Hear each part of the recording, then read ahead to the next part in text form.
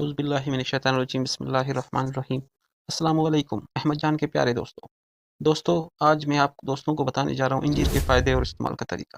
انجیر کے ویسے کئی فائدے ہوتے ہیں، آج کچھ فائدے آپ کو بتانے جا رہا ہوں اور استعمال کا طریقہ بھی بتانے جا رہا ہوں۔ انجیر کے فائدے۔ پھلوں کا راجہ انجیر ایک صحت بخش پھل ہے جو کئی قسم کے vitamins B1 B2 B3 B5 B6 B9 C کے معدنیات، calcium, potassium, magnesium, phosphorus, iron, magnesium اور اینٹی آکسیڈنٹس مثلاً فلاوونوائڈز پر غنی ہوتا ہے۔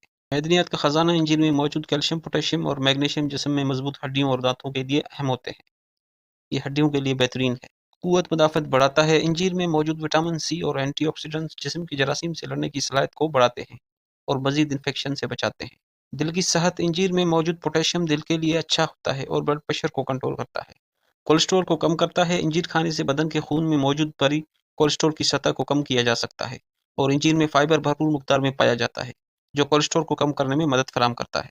وزن کم کرنے میں مدد فراہم کرتا ہے۔ انجیر کھانے سے پیٹ کا وزن کم کرنے میں مدد مل سکتی ہے کیونکہ یہ فائبر کا ایک اچھا ذریعہ ہے اور اس کھانے سے بھوک بھی کم لگتی ہے۔ یہ تھے فائدے۔ اب آپ کو بتائیں گے استعمال کا طریقہ۔ سادہ انجیر۔ انجیر کو سادے طور پر کھانا ہے۔ اس کو دھو کر خشک کر کے بھی کھایا جا سکتا ہے۔ مربع۔ انجیر کو شکر، پانی یا لیموں کے ساتھ پھونک کر مربع بنایا جا سکتا ہے جو ٹوسٹ، روٹی یا پراٹھے کے ساتھ استعمال کیا جا سکتا ہے۔ دہقنی والی چائے۔ انجیر کے پتوں سے چائے تیار کی جاتی ہے جو گرمائی میں بہت مؤثر ہوتی ہے۔ سلاد میں شامل کرنا۔ انجیر کو سلاد میں شامل کرنے سے سلاد کی مزیداری بڑھ جاتی ہے اور اس کے فائدے بھی حاصل ہوتے ہیں۔